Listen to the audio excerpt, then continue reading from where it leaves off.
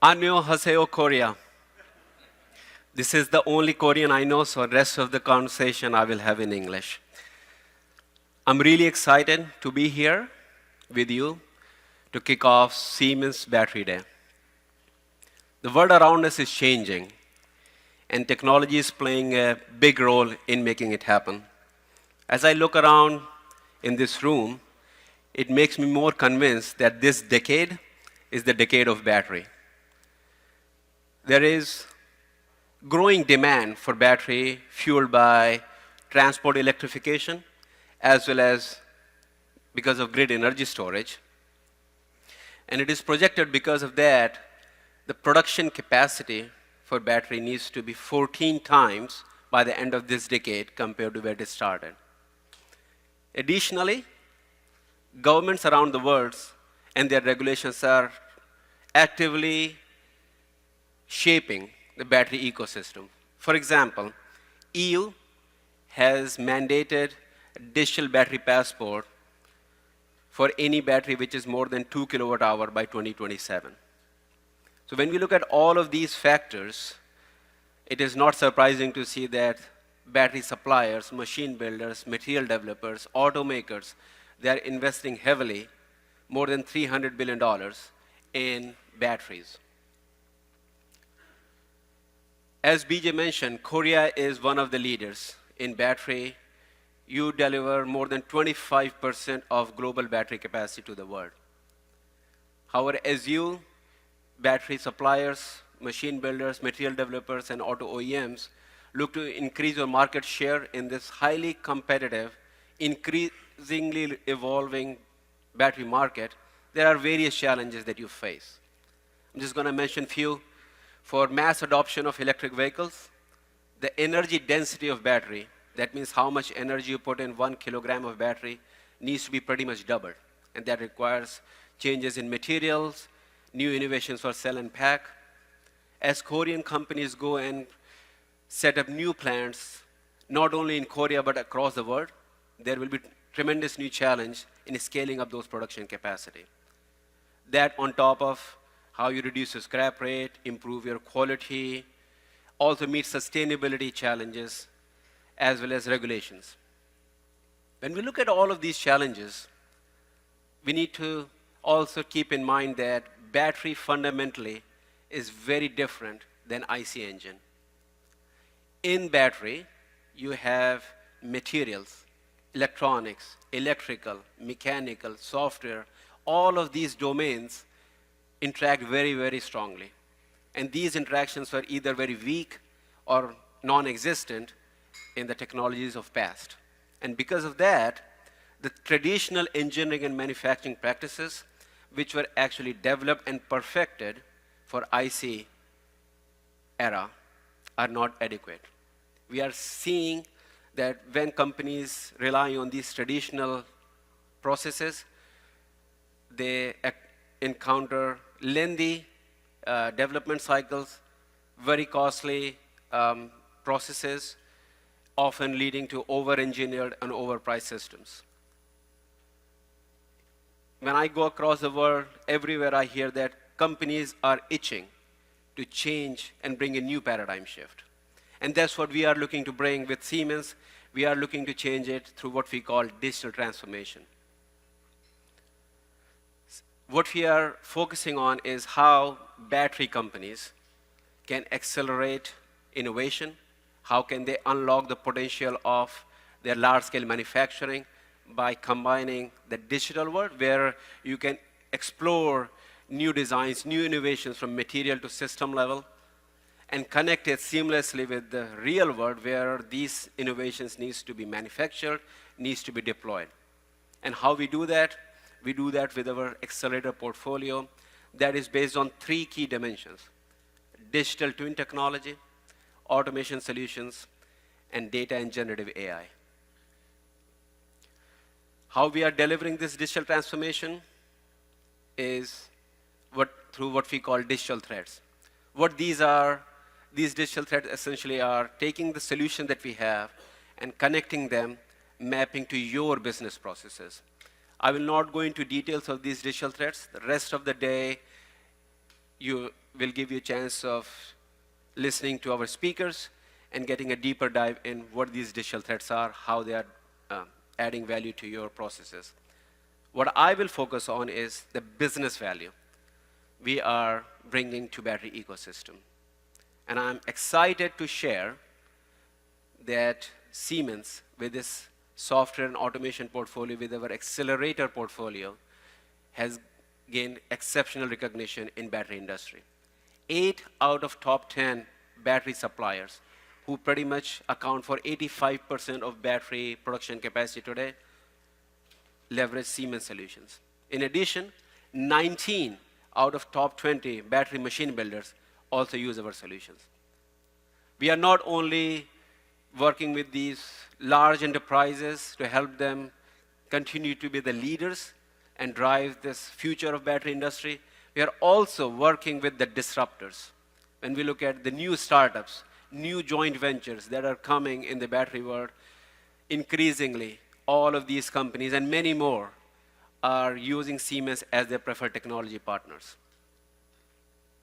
Today, what I want to focus on is what is Siemens' vision and our capabilities in delivering digital transformation and why these companies are working with us. Digital transformation is not a button that you push and your processes are digitally transformed. We look at it as a journey. And we look at this journey in 5 stages. As you go from the left-hand side to right-hand side, your processes will become more and more digitally mature. It starts with configuration. What that is all the data that you have in about your battery cell, pack, your manufacturing systems, your factories, how you bring that data seamlessly together as a single source of truth. Then comes the stage of connection. What happens there is how you can bring all these different domains that I mentioned, chemistry, mechanical, electrical, electronics, together to create a comprehensive digital twin so that you can explore, evaluate the behavior of your product, your production, your operation easily. Then comes the stage of automation. And this is where you start to bring together the digital world with the real world. How you bring IT and OT together, how you take those workflows and robotize them, how you look to bring logistics. All of these 3 stages are very critical, and essentially what they are doing is setting the foundation for you to take the digital journey so that you have your data of what you are setting it up, what you are engineering, what you are manufacturing is available. Many times, actually most of the times, when we talk to companies, they think of digital transformation ends at that stage. It is important to get to this 3rd stage, but as I said, you are still just getting the data. The power of digital transformation starts coming after that, and that is we take our customers to what we call generative stage. So here, the data that you're collecting, you can start adding AI and become more predictive, understand why certain things are happening, how you can improve your production process, your engineering process, your deployment process. And then the last stage, what we call adaptive, and that's where you don't wait for a problem to happen, you forecast is something bad going to happen or how you can correct that. So, and taking the feedback loop from what is happening with your previous version of your product and how it needs to improve the next iteration of product and production. What I will do today is I will take you through this journey, not by telling you what Siemens does, but by telling you how some of our customers are taking these journeys with us together. I'm starting with the first stage, as I said, the stage of configuration. I mentioned earlier, battery is a very dynamic environment. You not only need collaboration across different domains, chemistry, mechanical, electrical, electronic, software, you also need strong collaboration across all of these experts, across your suppliers, across your end customers. How you do that? To make it more efficient, what we do is Siemens bring a single source of truth across this extended enterprise in a way that you can easily look at the data while making sure your IP is protected. I'll take you to an example of Northvolt, which is a European battery startup company. They took this journey with us, and they are reaping significant benefits. This company, just in a matter of few years, went from 25 people to 6,000 people. And as you can imagine, as you take this growth, there are different silos that we're building in. They were having trouble having the right data at the right time, working through the different versions, always worrying about the IP protection. As they take our PLM platform, they were able to bring all of this together with battery-specific data models. And that allowed their engineers to be more efficient. That is resulting almost 20% increase in their overall engineering process. And they are on the track to improve the usage of recycled materials in their cell production by 2030. Single source of truth is getting even more critical because, as I said, regulations are coming. Battery passport is coming in 2027. In order to meet the requirements of battery passport, companies will need traceability across the whole supply chain about what material is used, where it came from, what is the carbon footprint, performance analysis of battery across its whole life cycle. By having the single source of truth of your product and production, you achieve that. With our portfolio, companies are looking at how they can assess the carbon footprint, how can they collect the data that needs to be fed into battery passport. Moving on, second stage I want to talk about, which is stage of connection. For companies, for you to develop high energy density battery, you need to account for multiple factors. You have to look into various chemistries, how those chemistries impact the cell behavior, its performance and safety. You have to look at the optimal thermal management, what are the right algorithms for battery management system, and many, many more aspects. The standard way of doing things, what companies have been doing in past, was very testing heavy approach. You build something, you test something, you learn from it, and do it again. For battery, that's a very long and very time-consuming process. In order to significantly shorten this cycle, what we are doing is we are bringing comprehensive digital twin that is connecting all of these domains so that you can front load the exploration. What are the implications of changing a material on the cell behavior, pack behavior, its safety, performance, life cycle. I'll bring you an example of PSA Peugeot, an automaker in Europe. When they were looking at what pack they need to bring for their electric vehicles, these are the problems they were dealing with. It was very tough for them to do the trade-offs across these different requirements. By adopting our comprehensive digital twin, they could reduce the time it takes to engineer pack by almost 50%. Comprehensive digital twin is not just about battery, cell, or pack. It also plays a very powerful role when you look at the production facility. I take you to an example of HCM, which is a LMFP cathode active material developer. What they also do is they also develop their own lines. One of the big problems that they were facing is how can they reduce the time and cost it was taking for them to change their lines and tweak them and redo them and test them for different users. And especially for them, they have different processes. Some of the work cells have cyclical process, some of them are batch processes. So it is very, very critical for them that every workstation is designed correctly. Otherwise, there is a lot of equipment idle time, reducing their production efficiency.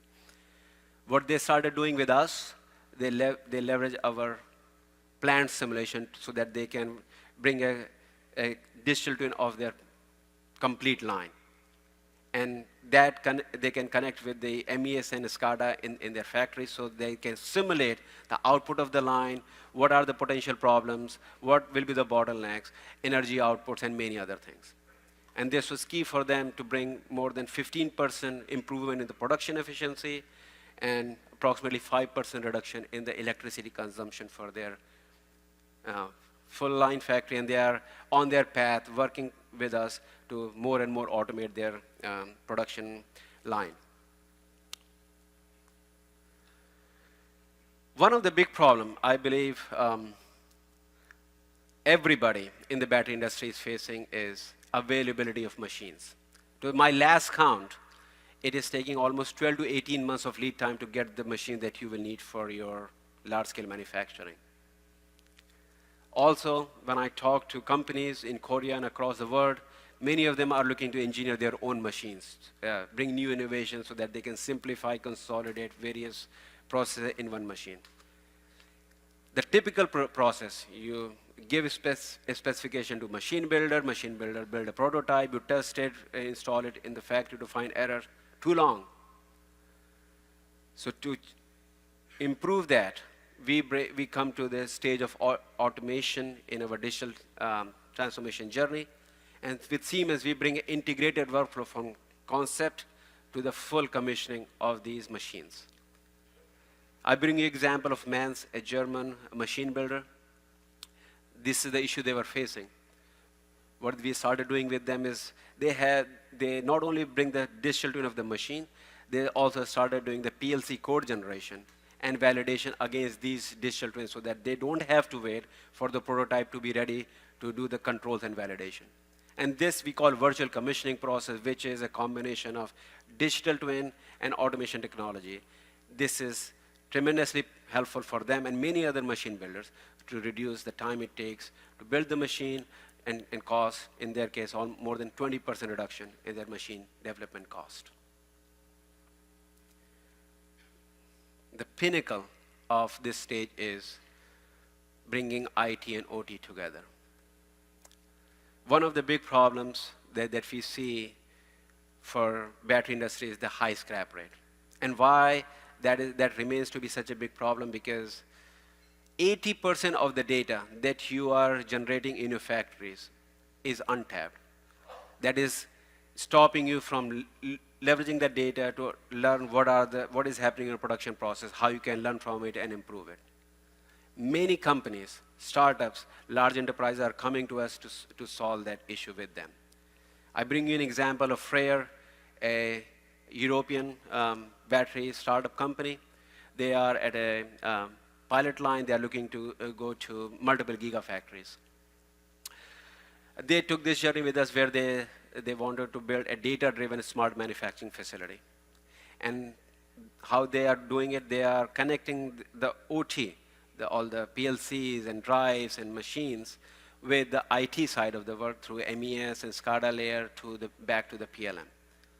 And by bringing this IT-OT convergence, they are able to enforce right manufacturing practices, especially when they have to handle they have to call the material consumption and controlling the machine parameters.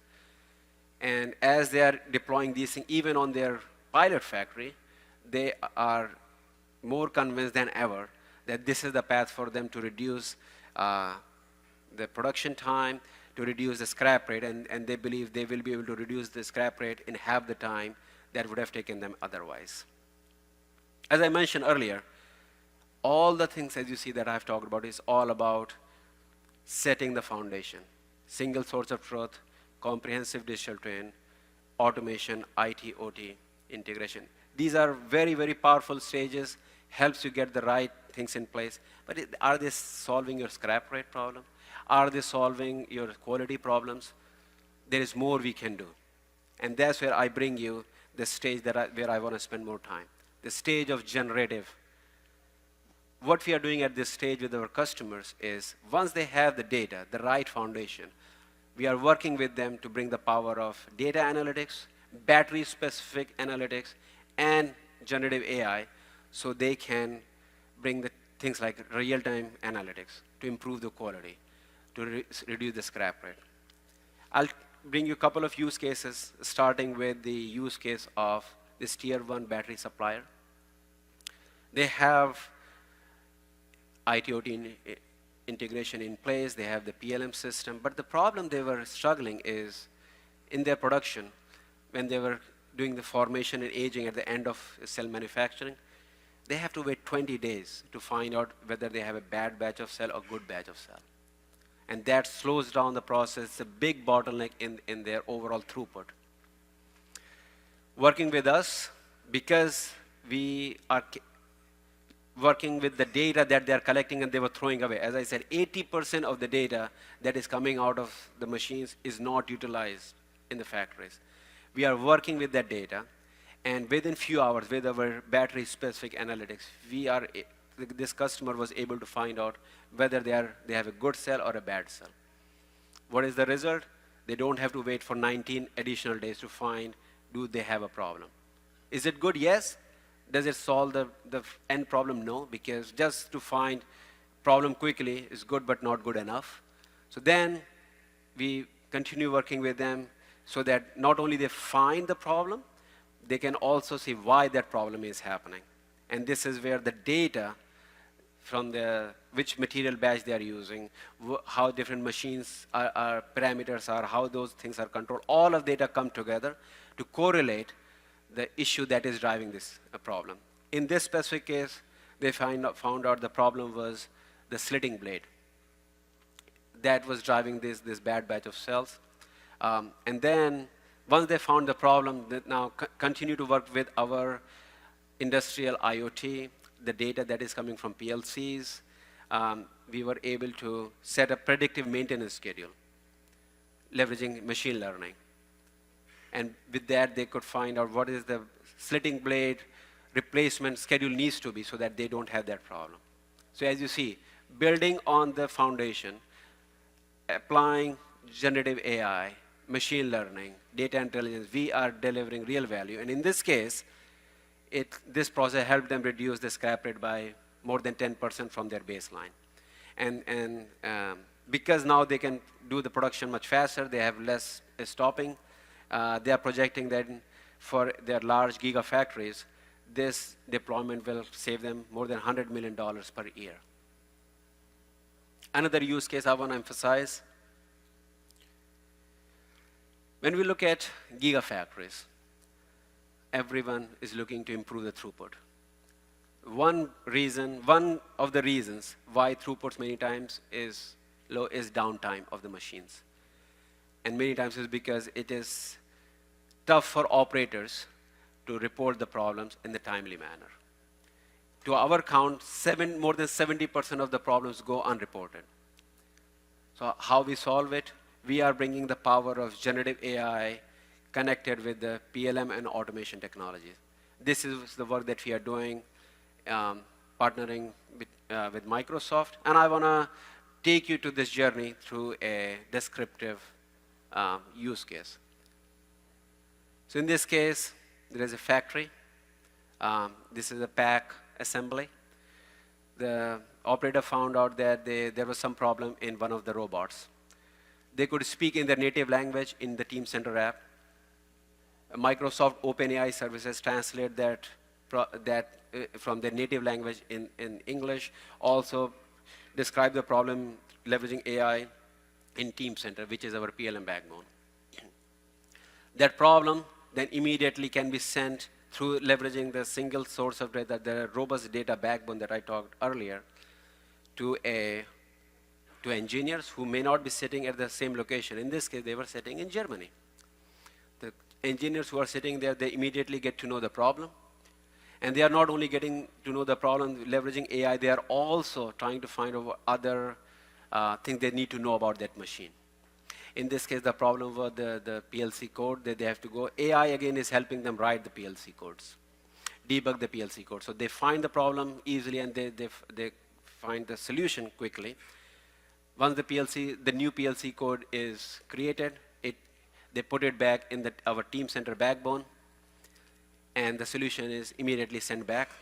Operator on the other side, it has access, gets the code, installs it in their robotic arm, and the problem is solved. So as you see, we are not trying to change the behavior of operator, but trying to bring the power of generative AI connected with PLM and automations that they can do the work effectively without changing their behaviors. I mentioned about 3 things so far: digital twin, automation, data, and AI.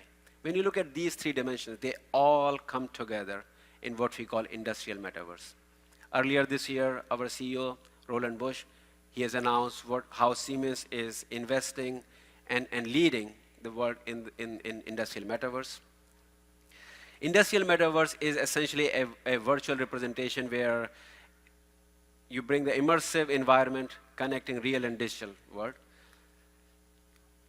Companies, especially in the battery world, where everybody has to do things very fast, companies are looking to leverage industrial metaverse so they can learn from their data, find the mistakes quickly, especially when they have to build and scale those factories at different places. Many companies are working with us in this area in the battery ecosystem. I bring you an example of Freyr. As I mentioned earlier, they are trying to take a journey from a pilot scale to multiple gigafactories. Leveraging industrial metaverse that was founded on digital twin, automation technology, data, and AI, they were able to create the full view of their gigafactory that they want to install. That helps them collaborate with their suppliers as well as with their end customers, so that everybody has a skin in the game, everybody can collaborate and make sure the product they are going to develop will be logistically fine and most efficient. They can also leverage the industrial metaverse to interrogate the real world. They can look at the problem and extract the digital information about it and find how can they solve that issue. Essentially for them, they are looking at this as a virtual control room for any factory that they create. So they can look into the energy consumption of their factory, how they can optimize it, how the material is going to flow in this factory.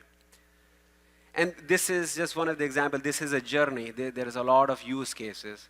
For Siemens, what is critical is that when we look at metaverse, it is not just a high-definition rendering movie. What it is how we deliver the value to customers so that they can go back in time, find what the problem was and fix it, but also go in future and find what they can do better so that those problems don't happen. And that is the power of industrial metaverse that we are looking to bring. And that is something that allows us to take to the next step of our digital transformation journey that we call adaptive. Everything I mentioned so far, especially the previous stage, generative stage, very powerful. But what it is doing, it is still waiting for a problem to happen. And what we are allowing companies to do, you find the problem quickly, and you find the solution. Where we want to take the industry is, you don't wait for a problem to happen. As the operation is happening, can you forecast when the problem is going to happen, so that the machines and systems can take the self-correcting actions. And this is something that can ensure the battery manufacturing, battery deployment in the field can be scaled up in an optimal way.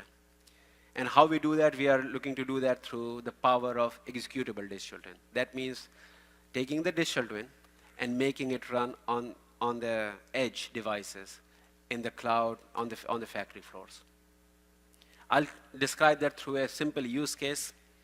In this case, we are looking at winding machine. Many times the problem with, one of the challenges with winding machine is when you are doing it, the foil can break during production. You have to stop the production.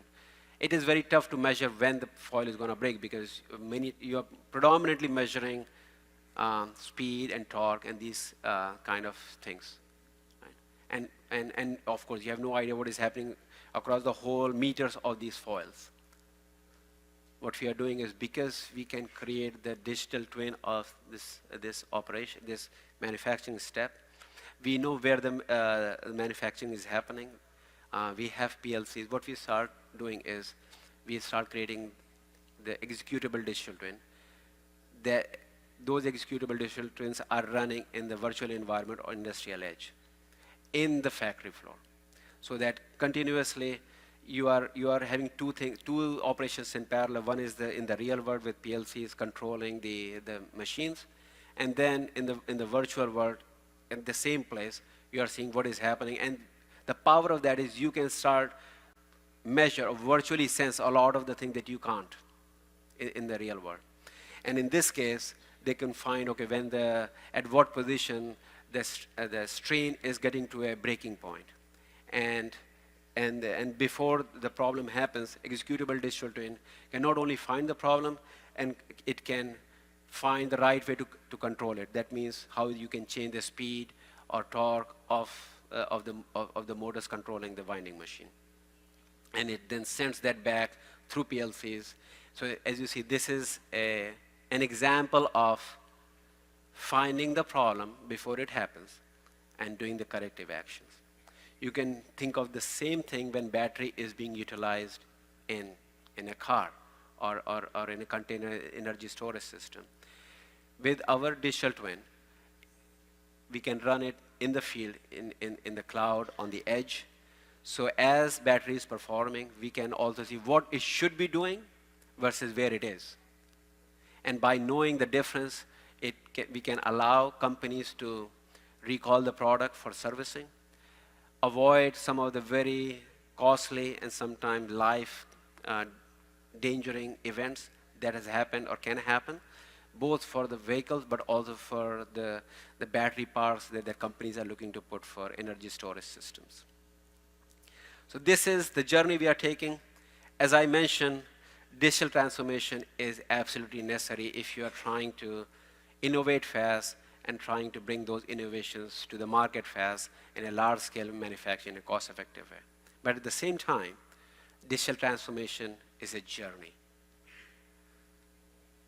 There is no one button you can press and the whole thing is completely digitally transformed. And I want to leave you with this key takeaway message that as you take this journey, you have to combine the digital world with the real world, and Siemens is driving this process. We would love to work with you as you take this journey. And before I end my speech, I want to take a step back and look at what is happening in the world. Our next generation is looking at us to improve air quality, reduce pollution, and essentially do something that can reverse the course of climate change. These are big problems, but we owe it to our next generation. All of us, actually every one of us in this room, has a unique opportunity to address this call of action from our next generation by bringing better battery at scale and speed. So let's do it together. And with that, I'm Puneet Sinha. Thank you for your time, and I wish you a very, very productive battery day. Thank you.